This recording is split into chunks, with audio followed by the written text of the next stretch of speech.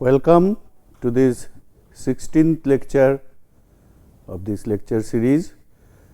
Today we have already seen the RF amplifier design for maximum gain and for specified gains. Now today we will see one amplifier where gain is not so important, but noise performance is important. You know that amplifier is called low noise amplifier. It is a integral part of any RF receiver. You know, in RF receiver we have very small signal, because when we transmit the signal and receive the signal in wireless path, due to large path losses we get very weak signal. So there you know, any amplifier, in its input there are noises. Also the amplifier or any electronic device, it produces its own noise. So the signal and noise both gets amplified by the any amplifier. Now if its own noise is very high of any amplifier, because of active devices there is chance of quite good amount of noise the amplifier itself is adding up. Now if that is not contained, then you may have the whole signal gets buried in noise.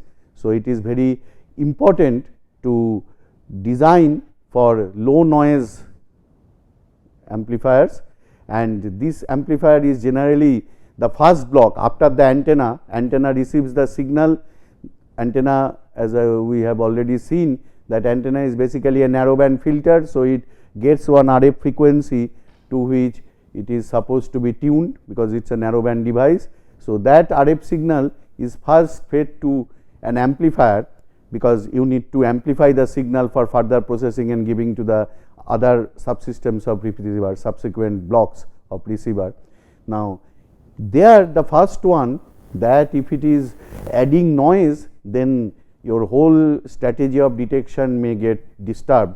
That is why we take very high precaution for this, and these LNAs are not supposed to have maximum gain, but they are supposed to minimize the noise. That is why their design is separately seen. So let us see that in today's lecture. So you see, suppose I have an RF block 1, because as I said that this LNA, after that there will be mixer, after that there will be IF amplifiers, etc. Then there will be detectors. So there are various blocks. So if there are various RF blocks, let us say that we have the first RF block 1 with a gain 1, either gain or attenuation, both we are calling gain. So if it is attenuation, it will be a less than 1 absolute value, or in dB scale it will be minus. And let us say that it has the power is given by P1, that means the signal power is P1, and the noise figure that is coming to be F1. All of you know noise figure. It is basically the output noise power divided by the input noise power mapped to the output.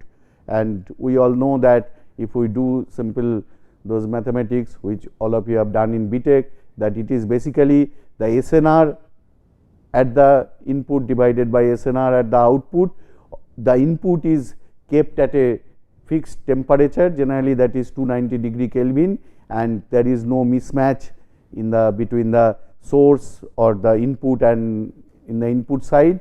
So under that it is the SNR ratios.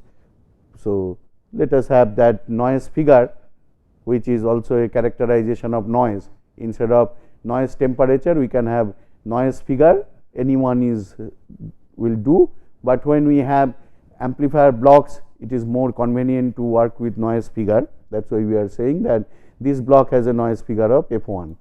Now it is connected to another block, suppose RF block 2 with the corresponding gain G2, the signal power P2 and F2, and we know this, you all know from your basic BTech classes, that overall these whole two blocks together, the overall noise figure that is given by F1 plus F2 minus 1 by G1.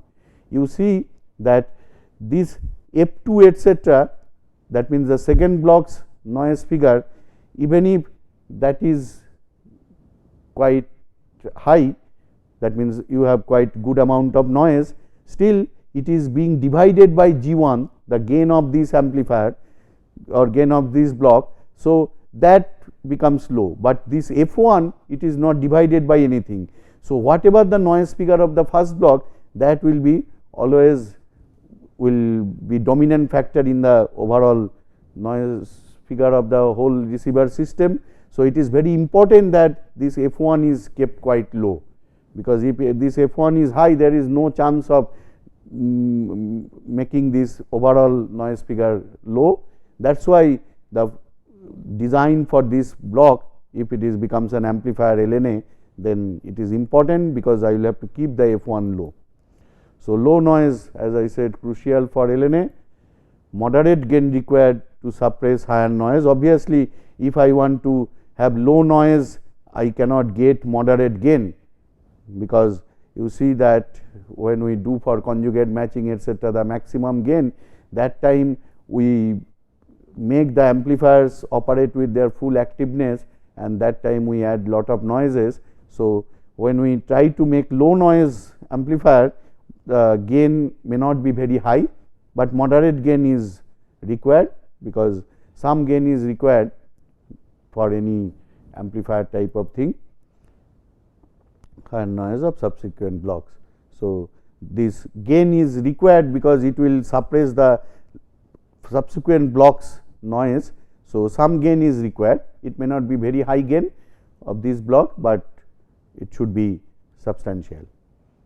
So, this is the challenge. So, how noise figure is related to source admittance? You see that this has been shown by people that this noise figure of any amplifier that is related to its source admittance. Source admittance we are calling YS, and you know that with any impedance, as we have the corresponding reflection coefficient, similarly with this source admittance means obviously we have a source impedance. So, we have a corresponding reflection coefficient of source, and people have shown that this relationship, that any f of this amplifier, that is given by this f mean plus Rn by Gs by Ys minus Y opt square. So, Ys we already seen, it is the source admittance, but what are these f mean, Rn, Gs and Y opt. So, Ys is this Ys is nothing but G source admittance seen by the RF amplifier.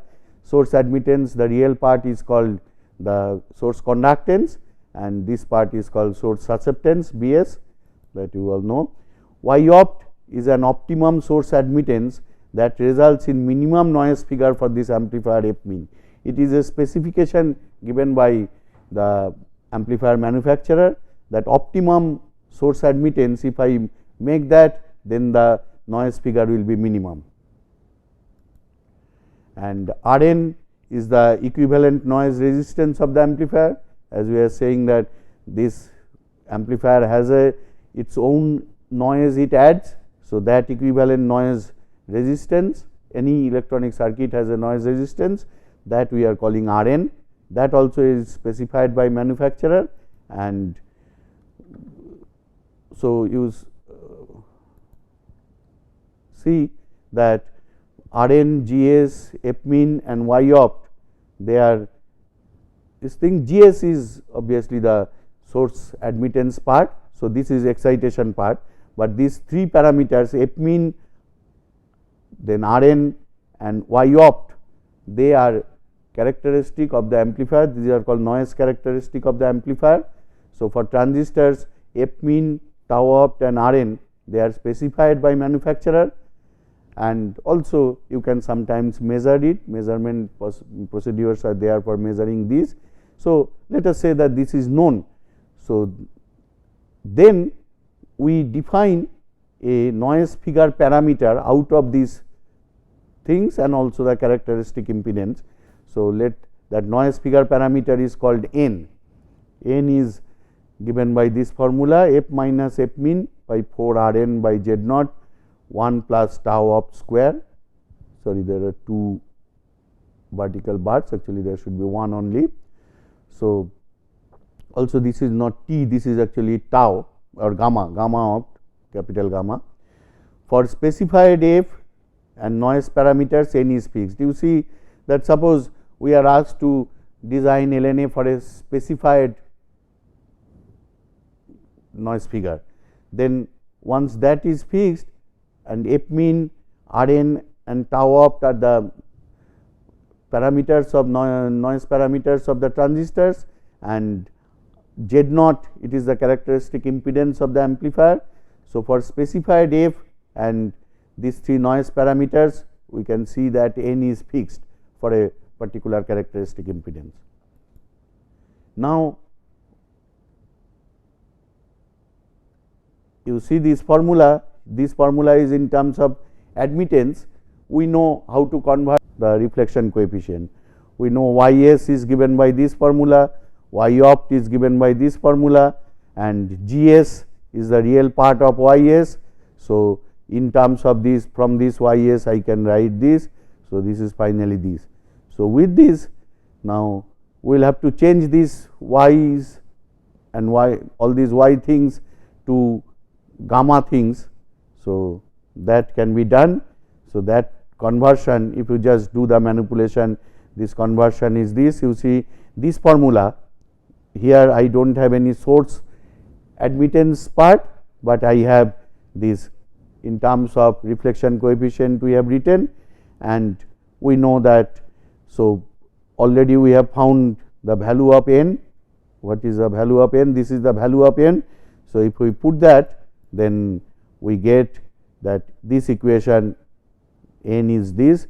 Now, for a specified noise figure, n is fixed. So, now you see also gamma opt, gamma optimum, that is also a parameter for transistor. So, you see this is a one equation in one unknown, that is gamma s. So, we can then solve for gamma s from this equation, considering n and gamma opt as given constant. So, that we will be doing next, and that is the manipulation always we do. So, from that equation we can write like this, then we can, this is the next step of this, you see, and that means I have already got gamma s star. So, that if I just am making the whole square thing as we do always. So, finally, the solution is this gamma s minus some complex quantity, because this gamma optimum is a complex quantity, n is a real number. So, and this side is fully a real number. So, by now you know that this is locus of a circle, this is the in the Smith chart, in this Smith chart, if I now locate gamma s for a given n, that means given noise parameters, then I know that this will represent a circle. What is the center of the circle? We are calling C with a subscript f to show that for a given noise figure, this value is this, center is this, and radius is this. So, obviously, here if f is equal to f min, you can check that if f is equal to f min, let us see the n value. So, where is n? So, if f is f min, n becomes 0.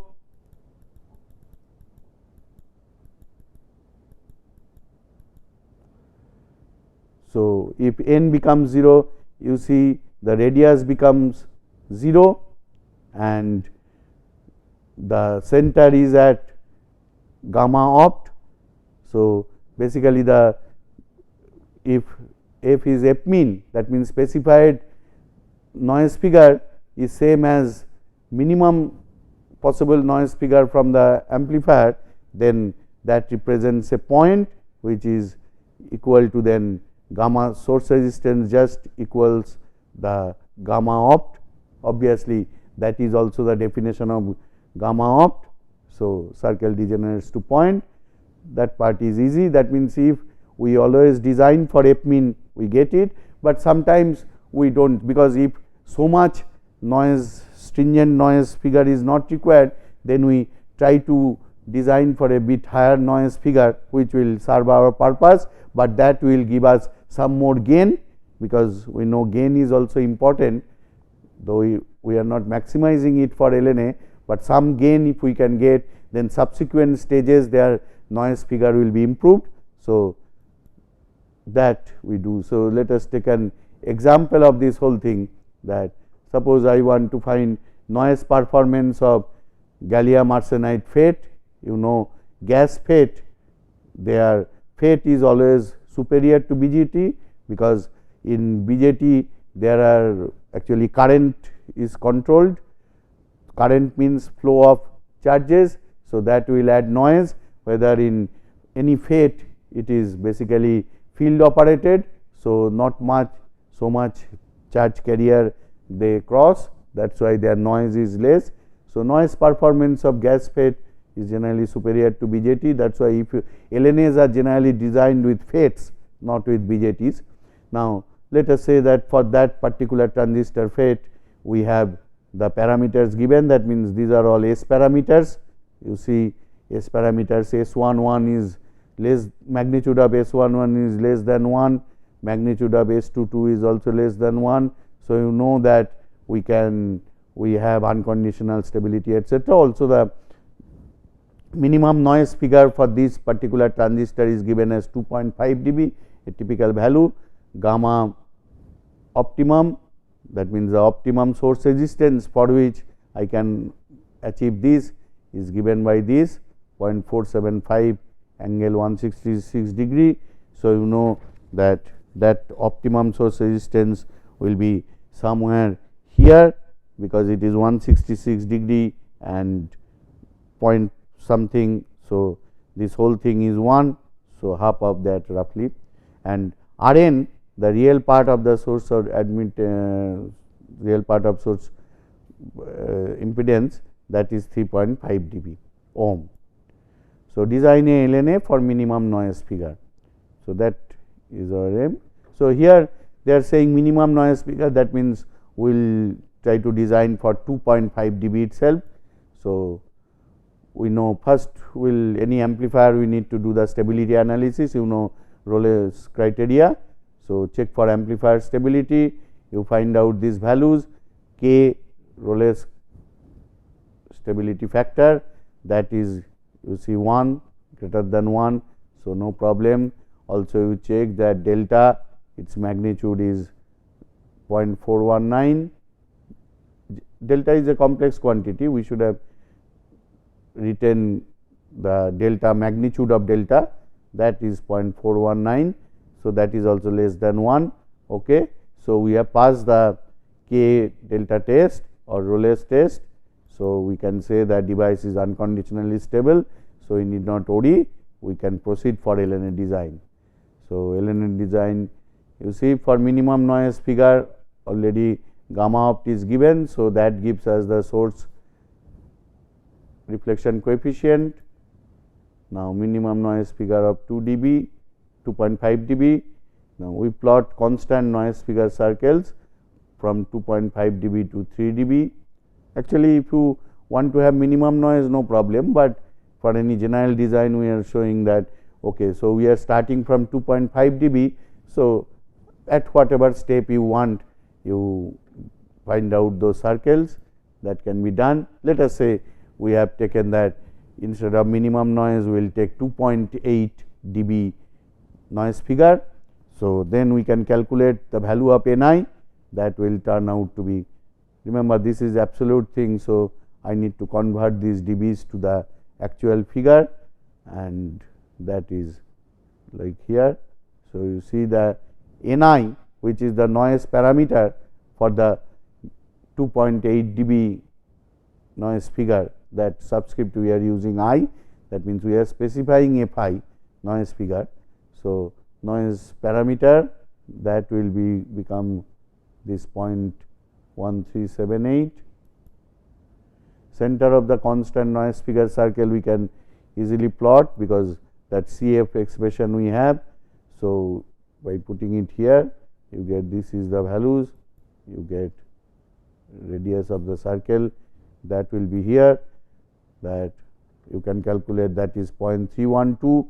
So, that means center is, as I said, somewhere here, and then it is having a circle of radius not much. So, that we have done. You see, this is 2.5 dB, 2.6 dB, 2.7 dB, 2.8 dB, 2.9, 3.